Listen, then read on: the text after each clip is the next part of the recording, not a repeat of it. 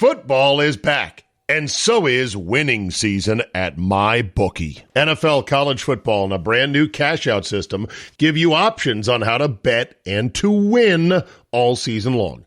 First two legs of your parlay hit? Great. Get out while the getting is good. Cash out and use the funds on another bet, or let it ride for the chance at a bigger payday. Use early cash outs as a tool to stay in control of the action at MyBookie. To get started, go to mybookie.ag now and register for an account for free. When you're ready, make your first deposit. Just use promo code CZABE, Charlie, Zulu, Alpha, Bravo, Echo, and grab a welcome bonus on the house. That's promo code CZABE to claim your deposit bonus. And for a limited time, a free chip to use in the MyBookie casino. You can bet anything, anytime, anywhere, only with MyBookie. This is the CzabeCast, from the mean streets of McLean, Virginia, to the Harvard of the West, UC Santa Barbara. You got 30 minutes for some honest conversation about sports, life, and more? Well, good. Buckle up and let's go! Here we go! Monday, October 7, 2024. Thank you for downloading. Andy Pollin comes your way in mere minutes. A programming change to alert you listeners to, and that is today's podcast will contain no results from Sunday's Week 5 action and the National Football League. I know you're probably like, what the hell, man? Well, I'm going to tell you the hell, man, right now. I am trying to wrestle my, quote, production schedule of this wonderful podcast, this outstanding, top-shelf audio entertainment product, into something more manageable for my life. Yes, my life. It has dawned on me that even though I say, you know what, I'll knock out the podcast around 5, 6 o'clock, it's only a half an hour, give or take, it's not hard. Hell, Zabe, you've been doing this for how many years? 30 years, sports radio and shows, and national shows, now the podcast. Big deal. Be easy. And it is, quote, easy, but it doesn't mean I don't stress about it during the day. It doesn't mean I don't think about it during the day. It doesn't mean that I don't scroll and bookmark and save excessively during the day. I need to reclaim the back half of my days. I think I'll be a lot happier, maybe healthier, and I think the podcast will be just fine. So it's also beneficial that today with Andy, we're going to talk about a lot of college football because it was a bonkers Saturday in college. And we're in the now new 12-team playoff era, which is also amazing.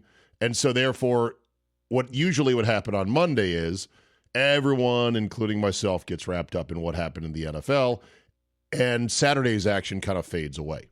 This will help put Saturdays in college football more in the spotlight on Mondays, and then you just got to sit tight for another day for the NFL stuff, and I'll be able to digest it at my leisure on Monday morning and Monday afternoon. Okay, enough of that nonsense. Let's get to a couple of emails first, and then we'll talk to Andy.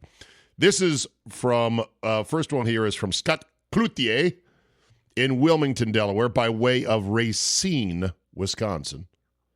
He says, Steez, I know this is late to the party, but I think I put my finger on why the NFL season goes so fast. It's actually threefold.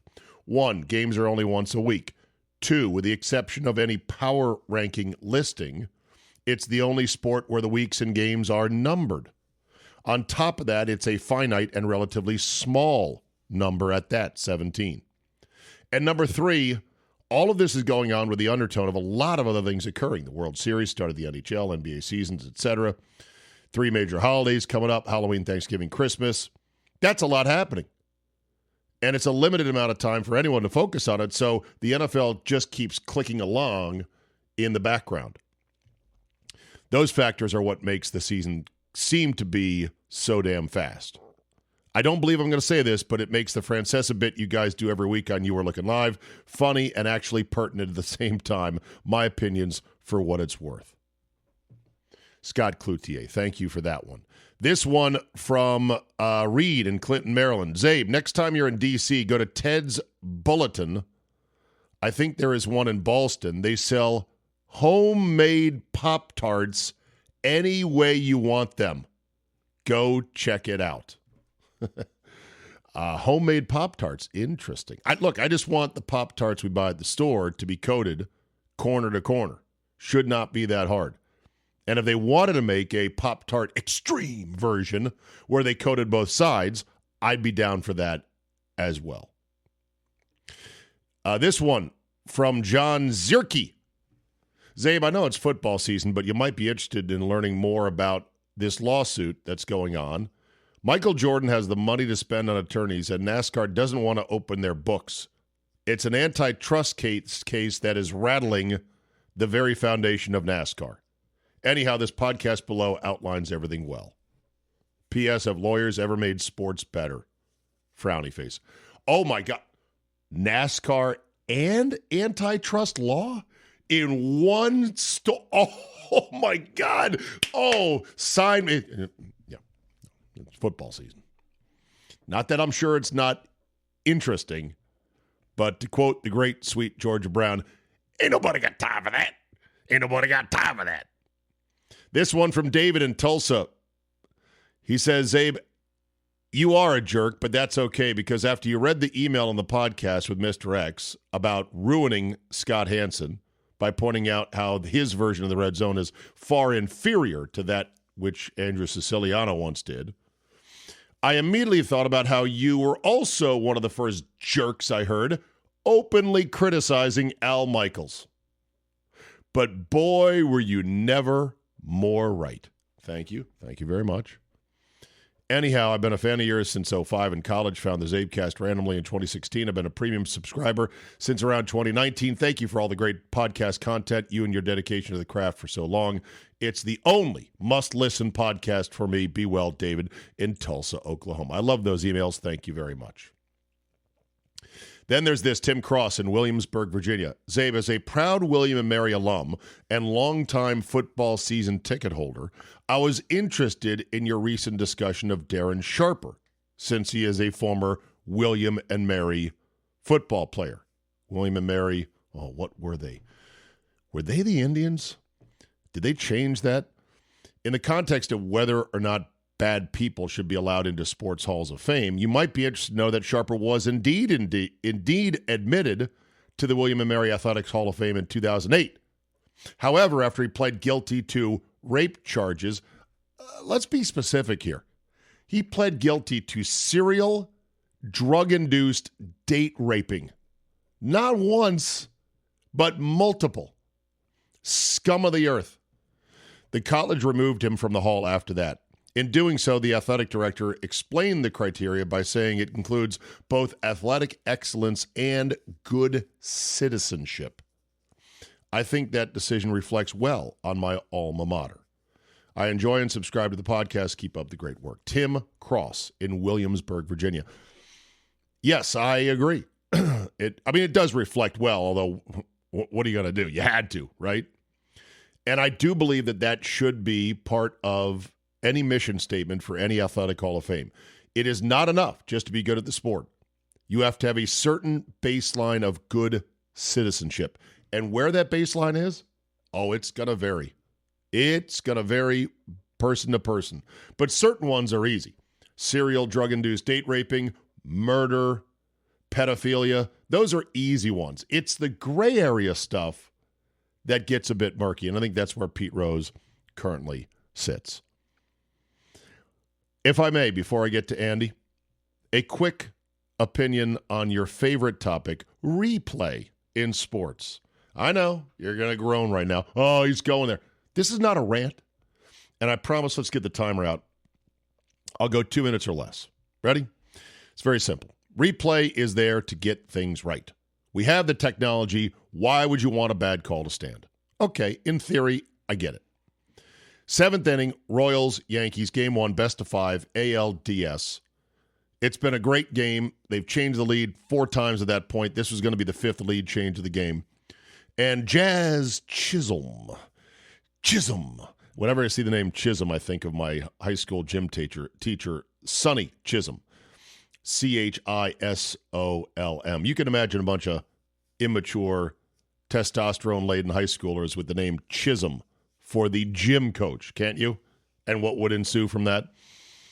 But anyway, Jazz Chisholm steals second in the 7th inning and was initially called safe. Bang, bang call, real close. Michael Massey, shortstop for the Royals, made an incredible move to gyrate, and he kind of took a high throw from home and brought it down, bam, right on the foot just before it touches the bag, or not quite. They go to review, and at first I'm like, he's out. Come on.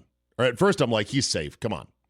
Then they show not one, not two, but 3 different, crystal clear, probably 4K 240 frames per second angles with a long telephoto lens that were zoomed in on the bag. 3 angles that show you, oh, son of a bitch. His slide was ass, and he came up just short, and the tag from Massey was there. Boom. Even Ron Darling, who's nice guy, handsome, former great ball player, but not a smart man, says, well, that's going to be overturned right there. He's clearly out. And then they come back and they go, the play stands as called. And everything moves on. It's the dumbest thing ever. We got to have replay. You got to have the calls right. Never mind the fact that this is a tie game, 7th inning, high leverage, best of 5 only, postseason series. And there's a call at second that would end up being the winning run because the Yankees were able to drive Chisholm home with 2 outs in that inning. So, hey, big deal. It was wrong. We looked at it. We stared at the wrongness of it and go, yeah, nah. And let it stand. Fucking burn replay to the ground. And it doesn't help that, oh, where was the game? In New York. Who was playing? The New York Yankees. Where is the review center for Major League Baseball? New York. Where's their headquarters? New York. This is the kind of stuff that taints people's perception of fairness. That's another thing replay does. By allowing a disembodied entity to stick their fingers into the very fabric of the games we play and watch and root for and bet on, you invite people to take them less seriously and to say, well, this is fucking bullshit. Of course they're going to let the Yankees slide on this. And that ends my rant. All right, tag, 3 minutes. It was 3 minutes. You live. It was 3 minutes. Didn't scream, didn't yell. Hashtag Death Doll Replay. Coming up, Andy Pollin is easy like Sunday morning. We have a lot to discuss, including the seismic upset of Alabama by Vanderbilt and the goalposts, which ended up down in the river 3 miles away by the end of the night. You are listening to the CzabeCast. Football is back. And so is winning season at MyBookie. NFL, college football, and a brand new cash-out system give you options on how to bet and to win all season long. First 2 legs of your parlay hit? Great. Get out while the getting is good. Cash out and use the funds on another bet, or let it ride for the chance at a bigger payday. Use early cash outs as a tool to stay in control of the action at MyBookie. To get started, go to mybookie.ag now and register for an account for free. When you're ready, make your first deposit. Just use promo code CZABE, Charlie, Zulu, Alpha, Bravo, Echo, and grab a welcome bonus on the house. That's promo code CZABE to claim your deposit bonus. And for a limited time, a free chip to use in the MyBookie casino. You can bet anything, anytime, anywhere, only with MyBookie. Hiring with Indeed, your search is over. Indeed is your matching and hiring platform with over 350 million global monthly visitors and a matching engine that helps you find quality candidates fast. Ditch the busy work. Use Indeed for scheduling, screening, and messaging so you can connect with candidates faster. Indeed's matching engine leverages over 140 million qualifications and preferences every day, constantly learning from your preferences. The more you use Indeed, the better it gets. Join more than 3.5 million businesses worldwide that use Indeed to hire great talent fast. And listeners of this show will get a $75 sponsored job credit to get your jobs more visibility at Indeed.com/Zabe. Just go to Indeed.com/Zabe right now and support our show, saying you heard about Indeed on this podcast. Indeed.com/Zabe. Terms and conditions apply. Need to hire? You need Indeed. The following program is brought to you in living color on NBC.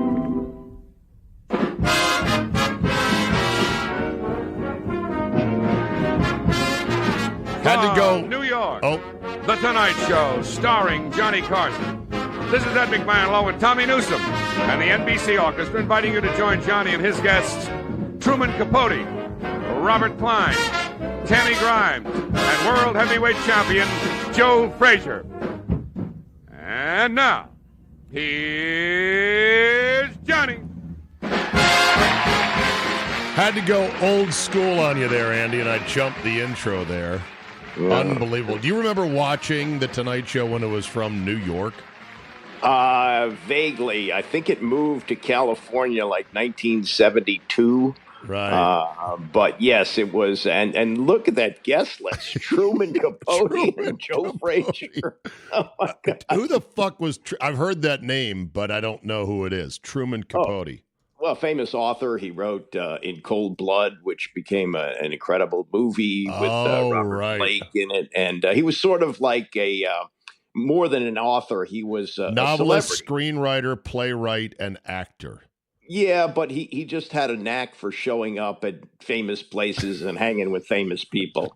He became famous for being famous, is what Yeah, you're saying. I mean, he was an accomplished author, but he was not a prolific author. I don't think he wrote too many books, but he was able to make the scene. Right.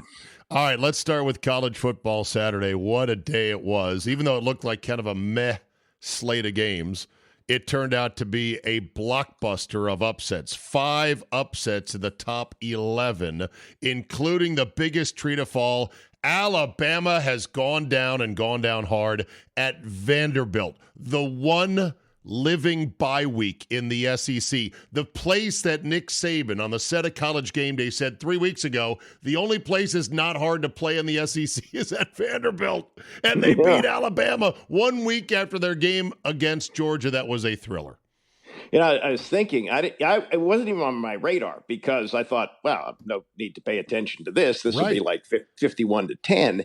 And then I thought of when Joe Gibbs retired the first time, Richie Pettibone's the coach. They beat Dallas on Monday night, 35-16. And people say, Joe who? And that team finished 4-12. So, you know, I'm thinking like, you know, after last week where they beat Georgia, some of the Alabama fans are going, Nick who? And now it's like panic time. Kalen DeBoer? What? You lost at Vanderbilt? This has to be among the greatest regular season upsets in history, even though Alabama's playing on the road. Right. I mean, this is unthinkable that Alabama would lose to Vanderbilt. It's certainly iconic, and I'd have to go back to the down years of Alabama the last time Vanderbilt beat them, and they've had flirting success, Vanderbilt, with being not awful at times, but otherwise they're a smarty-pants school stuck in the middle of the cutthroat Deep South football factory conference that is the SEC. Yeah. It's Alabama at number 1. I mean, it's not just number 5, number 6 Alabama. It's number 1 Alabama coming off showing the rest of the SEC. We're the big boys now. And wow, that's a stunner. It really is. And to me, you mentioned DeBoer. DeBoer is a fine football coach in college. I got nothing against him. He's done good work coming over from Washington, but he's just another coach.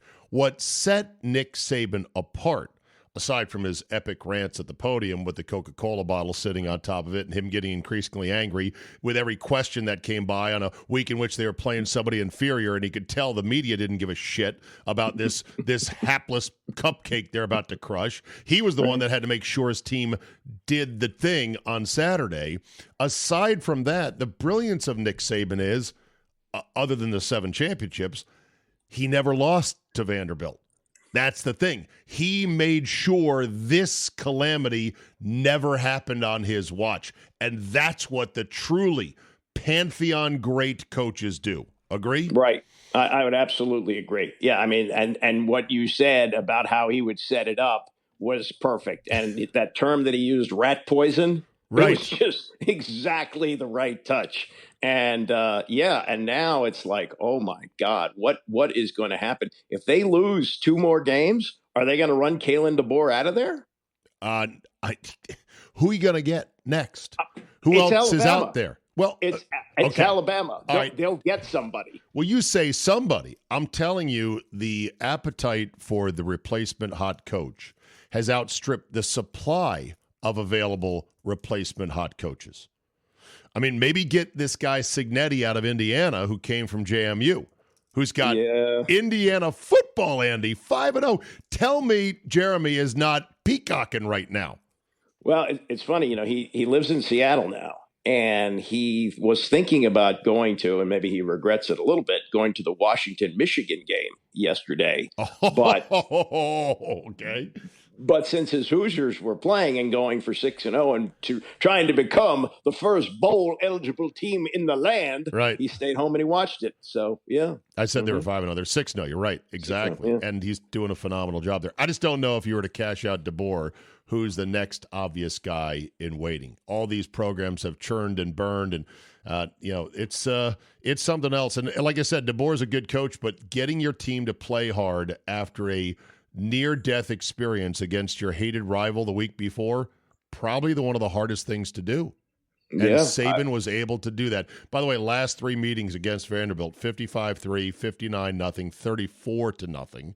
They had a couple of close games mixed in along the way, 24-10, 13-10, but they still beat Vanderbilt. You have to go back to the last time they lost was 1984, 30-21 in Tuscaloosa. Vanderbilt shocked Alabama. I'm trying to think who was the coach. That could have been. Oh, you know who that was? That was the coach who left the Giants so that Ray Perkins, right. That's who that was, right. Here we go. Alabama list of coaches. Ray Perkins was there from 83 to 86. Son of a bitch. Andy Pollin, people, I tell you, the guy doesn't miss on them old factoids. Absolutely right on that one. So that was one thing from Saturday. The other thing about Saturday was College Game Day whittled its remaining venues they've never been to down to just 4 by taking the University of California at Berkeley, better known as Cal, also known as the alma mater of my older brother Jim, off their list because Cal is having a moment, and it was a wild scene in which not only were the fans there in force before sunrise, they had been there all night, Andy, for this traveling television roadshow. Well, you were in college. I had kids in college. You had kids in college. So you know that 6 a.m. is not a wake-up time. So no, it's not. It's one of those things where, no, we're not going to wake up at 5 to get there, so let's just stay up all night.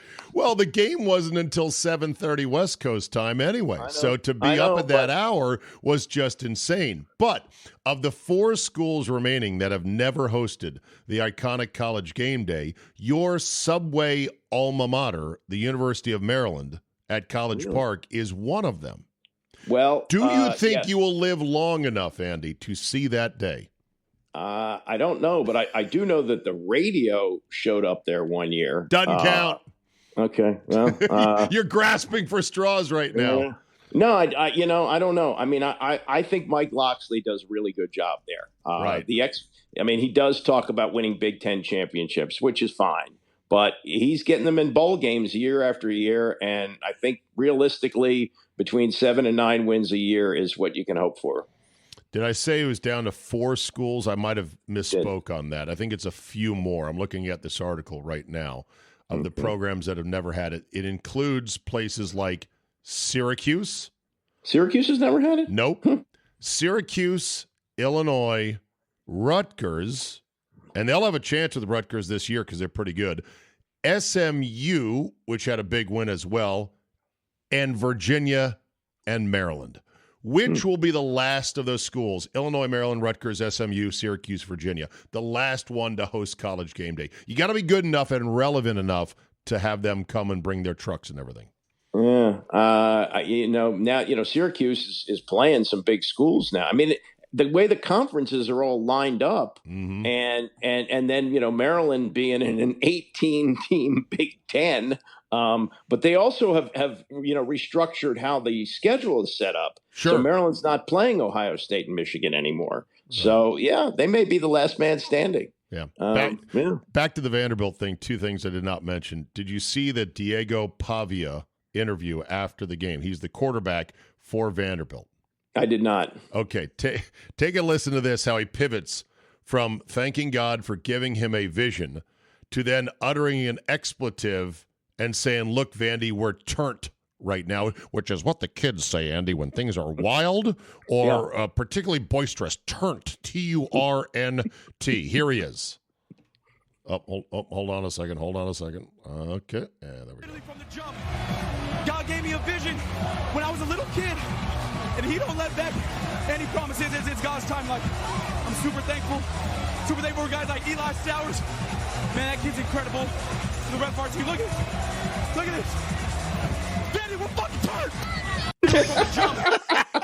Vandy, he sort of ran out of his train of thought on the whole God gave me a vision thing and then looked around and said, Vandy, we fucking turned. Look at this. Vandy, we're fucking turned. And with all due respect, the Lord came to him and said, you're going to quarterback Vanderbilt to a victory over Alabama? He boy, said, oh boy, God gets really specific with his picks, doesn't he? Oh, here we go, Andy, with the religion shaming. You're right. You're not wrong, by the way. It's a little bit much. But look, if that's what he claims, that's what he claims. Who knows? But I just love the thing at the end. Of course, he wasn't the only athlete that got loose in their post-game interview. Miami came from 35-10 down in the third to stun Cal because Cal was going to win that game going away. And Cam Ward, the transfer from Washington State at quarterback, was the star of the show. And as he's being interviewed by Stan Verrett on SportsCenter, a teammate came over and whoops, this happened. You just got to keep playing football. Oh, yeah. The shit, too. Talking about, nigga. Shit, boy. Hey, just got... Oh, my God. Good shit, too. That's what I'm talking about. Word I can never say. And good shit, boy. And then he's like, oh, yeah, sorry, what was I doing here? Yeah, well, they also employ a midday host with a tank top who likes to drop that word liberally. So I don't think ESPN can get really worked up about that. They also have Nick Saban, who said if you get the wrong guys in the portal, you're shit out of luck. Said shit on the air. They had him repeat the line this week as I was watching College Game Day. So I mean, the runaway train of informality, I suppose, on television with athletes and curse words shows no signs of leveling out. And I'm not really a prude, but part of me says, okay, hold on. We should probably have a certain amount of decorum. No. Well, also there's some art to being able to say that kind of emotion without using that word. And, I think that you should attempt to get that same thought out without the four-letter word. And then the next step is the big F, right? And I mean, how far when do you stop? I think the quarterback for Vandy saying Vandy, we're turnt is fine. I think the F-bomb is unnecessary. I think the good shit boy from Cam Ward to his receiver is okay. I don't like that N-word. It just is nails on a chalkboard to me. I don't like hearing it, even if he's allowed to use it and he meant it as a term of affection. I just don't like that on the air. Yeah, I agree. And so, yeah. But, by the way, the goalposts at Vandy ended up down in the river, which is no small feat. The Cumberland River, I had to look it up because all these news reports are like, they threw it in the river. I'm like, which river? And there's multiple rivers around there. So it was the Cumberland, which was 3 miles away. Wow. They then fished the goalpost out of the river. The police did and the firefighters, and now they're going to cut it up and sell it as a fundraising effort for Vanderbilt football. That's some classic shit. I remember the golden age of ripping down goalposts, which seemed to be in the mid to late 90s. And then they started employing extreme measures to prevent students from doing that because there was kids getting hurt. The goalposts are not cheap. And a bunch of other reasons, and then it kind of went away for a while. Well, I was at a game in the early 2000s, maybe even 2001, where Maryland beat Clemson, and they took down the goalposts at Bird. And it was then Bird Stadium, and they were parading the goalposts through the campus as we were driving home. And my daughter said, "This is where I want to go." And I was thinking, cha-ching, yeah. Would have saved me a fortune if that would have happened. But she went to Wisconsin instead. What is the field now? Is it Under Armour Field at Xfinity Stadium or something? Sekou Stadium, because they found out that Bird had been involved in helping to keep Black South campus not enrolling. Yeah. Who's Sekou? It's some sponsor. I don't know what the product is. So it is a corporate sponsor. Yeah, but it was called Bird forever. Okay, that's a win-win. Beat racism and then make money. Yeah. Winning on top of that. Meanwhile, USC lost to Minnesota. Yeah, at Minnesota. At Minnesota on a late touchdown by Minnesota. And after the game, Lincoln Riley decided he was going to help reporters do their jobs by telling a reporter, don't answer this question. It's not a professional question. Here it was. Jamil, did you feel like that last touchdown they got in for Minnesota? No, don't ask him that. Don't ask him. Next question. On the 3rd and 4. Who cares what he says? By what, player's opinion? Let's ask a more professional question. Okay. Is Lincoln Riley out of bounds? Yeah, it's an opinion. That's what you do. You ask opinions. Right. So, now, okay, it wasn't him that scored the touchdown or his team, but I think that's completely an inbounds question. And Lincoln Riley editing like that, he's 3-2, and maybe they're about to run him out of there because they think he's a fraud. I don't know. This has got shades of being a huge disaster for Lincoln Riley and USC, because while their defense is better than that was last year, and that was a low bar because their defense was god-awful, they spent a ton of money on not just him, but also on all their nil imports, and they should not be losing to Minnesota. I don't care if it's, hey, your first trip around the Big Ten, and these schools give you a lot bigger fight than you thought because every fan base is like, holy shit, University of Southern California is coming to our campus.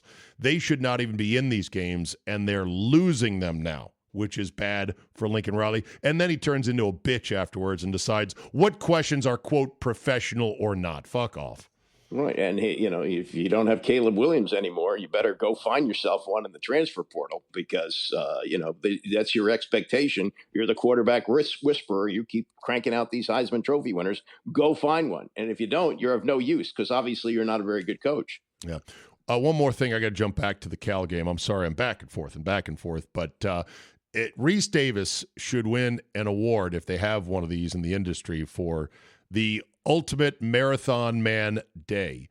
He called the game from Miami, between Miami and Cal, because the regular play-by-play guy had a personal matter that called him away from the stadium on game day. I forget the name of the play-by-play guy who was going to call the game. So Reese Davis, who had been up for a makeup call, no doubt, at dark midnight on the West Coast to be the host of College Game Day, ended up going till past midnight on the East Coast calling that game. Here was how bad his voice sounded at the end of the game. 432 yards.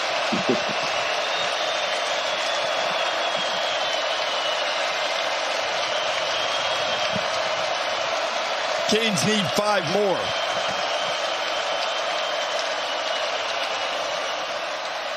Martinez. And then the flip out. And Arroyo gets into the end zone. Elijah Arroyo. And the game is tied. So there it was. He had to be spent, by the way. And that's a hell of a day of work right there, isn't it? No question. And good for him for stepping up and being a team player. The other part of this is he didn't have any time to prep for the game. He didn't think he was going to do it. These guys, they spend a good part of the week preparing to do this, making their boards and all that. So, to not only the hours that he put in, but the fact that he probably wasn't as prepared as he would have liked to have been, that's pretty good. Dave Fleming was due to call the game. They said he was unable to call Family matter. Due to a personal matter.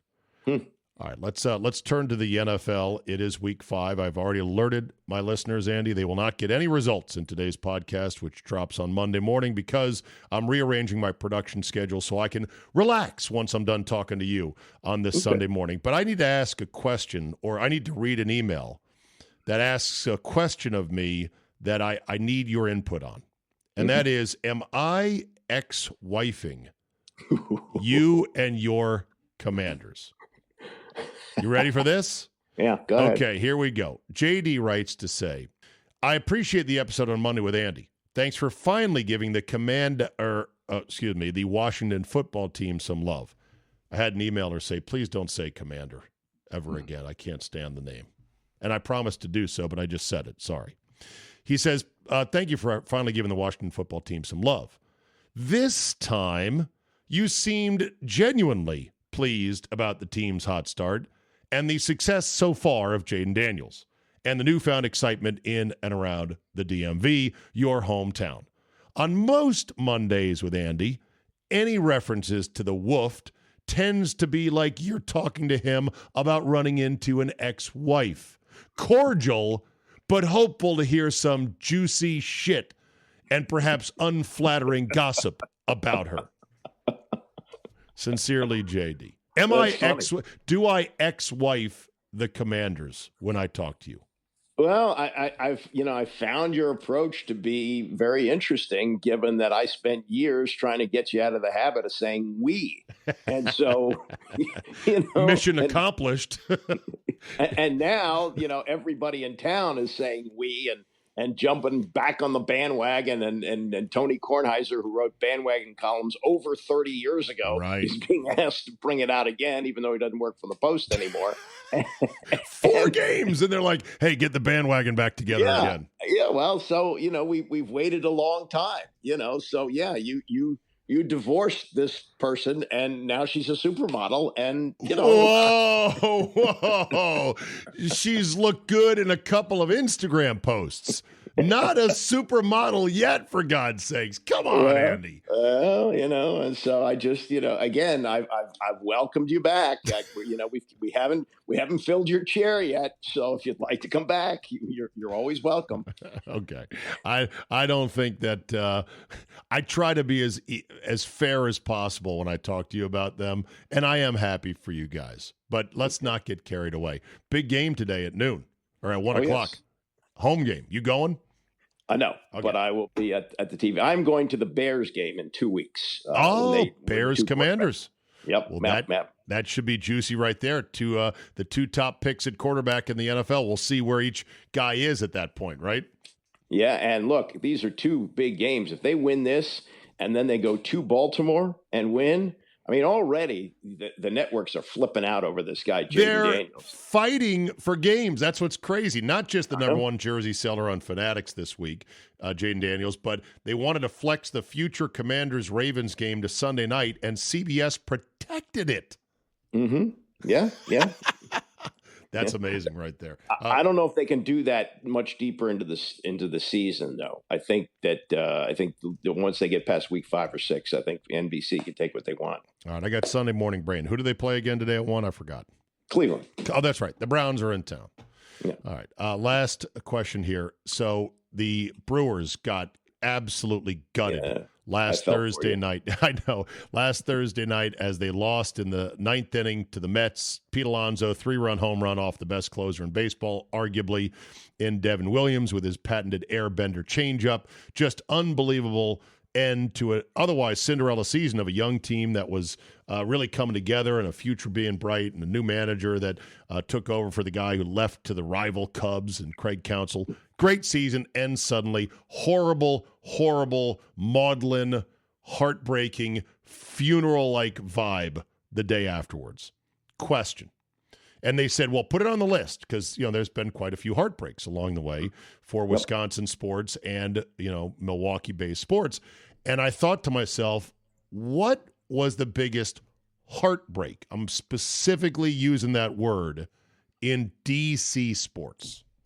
Okay. I'm going to give you 2 because they're very different in the way that they line up here. And they both involve the Redskins. Okay. The game that they played in Dallas at the end of the 1979 season. If they won, they would win the division and be in the playoffs. If they lost, they were out of the playoffs. They were up 13 points in the 4th quarter, and Roger Staubach, in his last great comeback, second to last game of his career, threw a touchdown pass to Tony Hill with seconds to go. and they lost that game. The heartbreak of that was unbelievable. The other one is the Raiders Super Bowl 18. That was a complete blowout. But the heartbreak of, oh my God, we're on the verge of 2 straight Super Bowl championships. We're going to be mentioned with one of the greatest teams of all time. And it was just disgusting. And the rocket screen right before half just crushed everybody. So those would be my 2.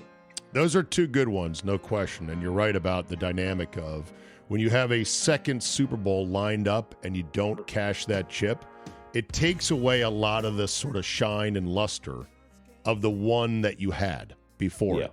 I would say that the Packers feel that way about when Favre lost to the Broncos. That would have been their bookend back-to-back one. I'd say that Russell Wilson and the Seahawks feel that way about the one they let get away against the Patriots. Those are close, though. Those are games they could have won. Yeah. Right, exactly. Now, to me, when I thought about that Raider game, it was a disaster. But it wasn't a heartbreak because it was such an ass-whooping, and we found out later there was so much shit going on behind the scenes in Tampa that year that you're like, well, no wonder we lost. We had no chance, basically.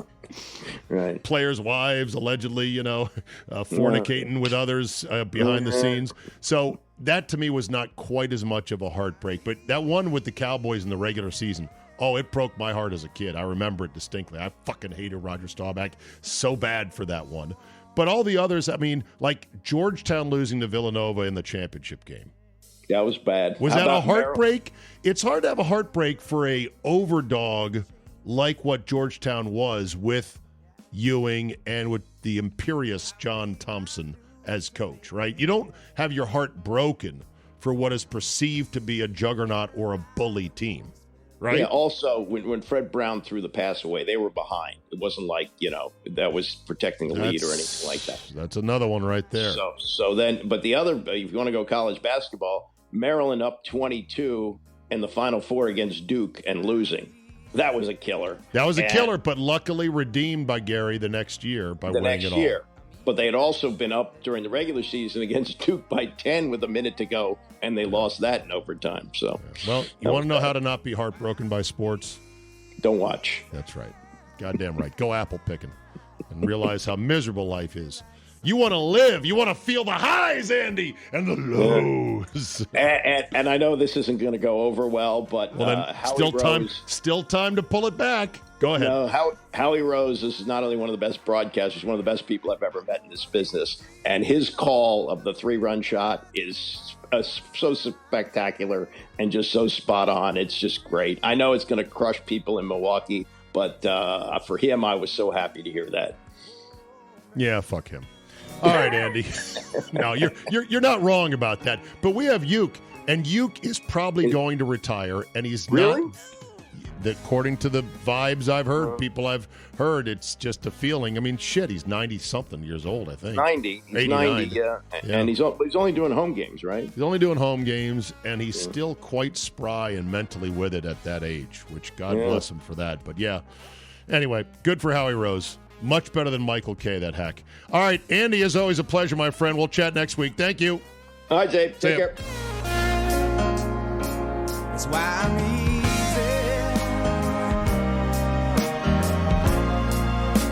I'm easy like Sunday morning.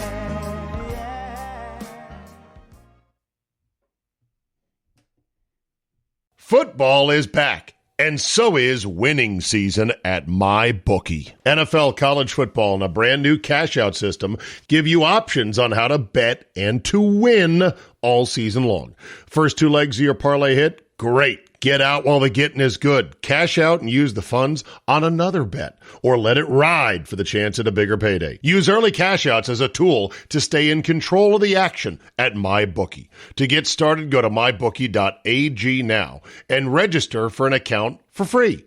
When you're ready, make your first deposit. Just use promo code ZABE, Charlie, Zulu, Alpha, Bravo, Echo, and grab a welcome bonus on the house. That's promo code ZABE to claim your deposit bonus. And for a limited time, a free chip to use in the MyBookie casino. You can bet anything, anytime, anywhere, only with MyBookie.